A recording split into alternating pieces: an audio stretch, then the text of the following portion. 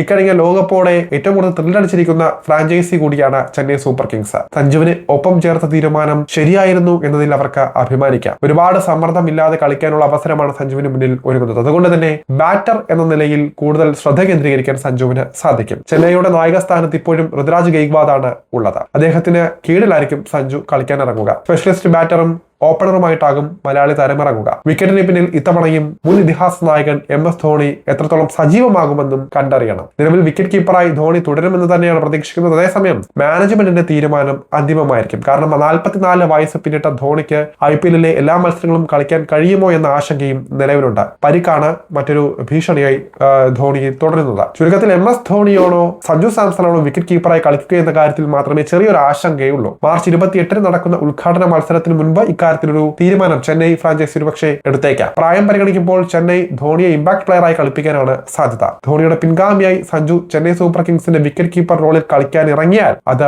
ചരിത്രമായി മാറുമെന്ന് ഉറപ്പാണ്. ആരാധകരെ സംബന്ധിച്ച് ധോണിയെ ഫീൽഡിൽ കാണാനുള്ള അവസരം കുറഞ്ഞു വരുന്നത് നിരാശയായി മാറും എന്നത് ഒരു ശരിയായ കാര്യമാണ്. കഴിഞ്ഞ 18 സീസണുകളിലായി മഞ്ഞ ജേഴ്സിയിൽ ചെന്നൈ ഫീൽഡിൽ നിർണായക സാന്നിധ്യമായിരുന്നു ധോണി. പകരക്കാരനായി വിക്കറ്റ് കക്കാൻ സഞ്ജു സാംസൺ വരികയാണെങ്കിൽ അത് രാജാവ് സിംഹാസനം കൈമാറുന്നതിന് തുല്യമാകും.